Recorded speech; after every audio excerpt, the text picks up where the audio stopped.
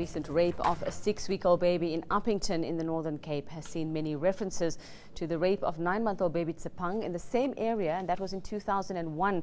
But rapes of infants and children are disturbingly common in South Africa. Dr. Amelia Kleijn interviewed 10 men serving sentences around the country for raping children and says the upbringing of the men who commit these horrendous crimes is a key factor in their actions. She joins us now to talk more about her research. Doctor, thank you for joining us on Morning News today.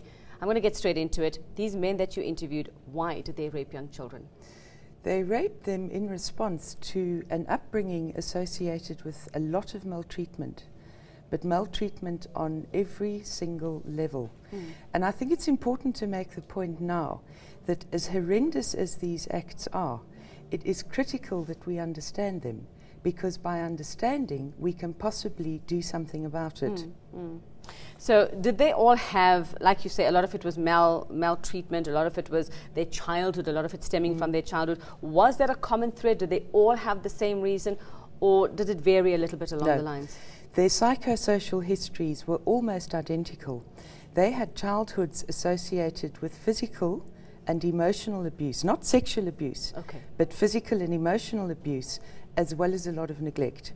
These were children who often did not know who their fathers were, and when their fathers were present, it was as if they weren't there. They were completely disconnected from their children.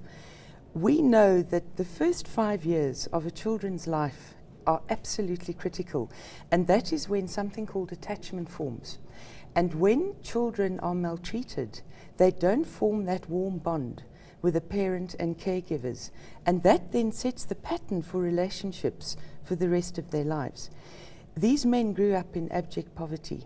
They lived in overcrowded conditions. They witnessed things that children should not be witnessing.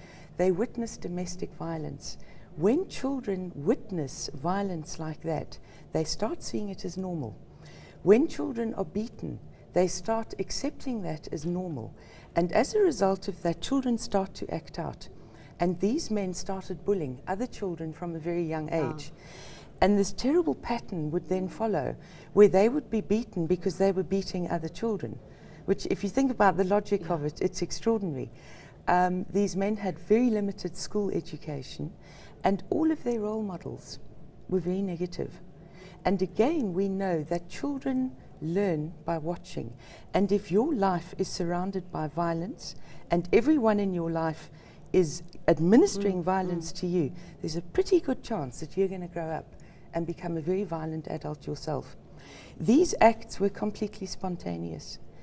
So they weren't planned. There was no grooming as we see commonly in paedophile These men are cases. not pedophiles. There was no history of grooming. A lot of these men knew the children they raped, and some of them were related.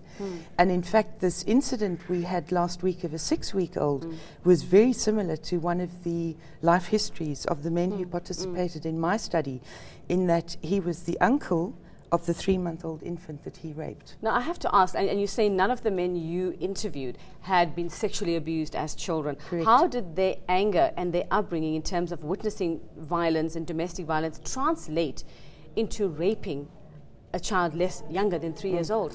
I think you're asking a valid question, because everyone is saying why. How can this be? If you keep beating a child will learn to suppress his feelings, which means by the time he's much older, he cannot feel for anyone else. He has no empathy. And when someone exhibits that lack of empathy, we call them psychopaths, or someone who has antisocial personality disorder. These men are not psychiatrically disturbed, they are personality disordered. As a result of that, they don't see these young babies as being human beings with feelings and rights. And that's what enables them to do what they do.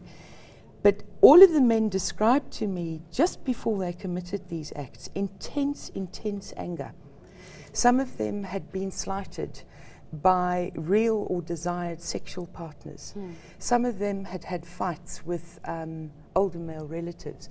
One man reported that he'd had his cattle stolen. And they see a child who is often left without sufficient parental supervision, and they pounce. So, Amelia, from what we see now, and we're talking about abject poverty and all of this that these men who are now grown men experience as children, from what we're seeing, the state of our society now, and we're still seeing the same poverty and the threat continuing, is there any hope for our children in this country? There is, but what needs to be done? I think we need to be very clear to say that, you know, all men who come from these backgrounds do not grow up with these monstrous behaviors. And the counter argument is equally true, because millions of men in South Africa and beyond grow up under these conditions, but they don't grow up into adults with very violent behaviors. The key for me are positive role models. These men as children did not have positive role models. So there are two things that we need to think about very, very carefully as a society. The first is, what message is every single adult sending to a young, impressionable child in terms of their behavior?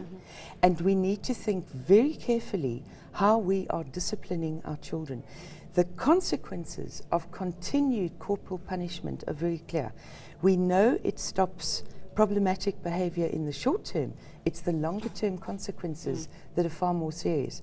But I just want to make the point that this is a complex crime. We can't say someone was beaten, therefore they're going to grow up and rape. It's far more complicated than that. But those two things are key: positive role models and discipline, not physical punishment. Right. Thank you so much. I wish we had more time to talk, but unfortunately we have to end it there. Dr. Amelia Kleijn talking to us about her research with child rapists. You deserve to know more. ENCA.com.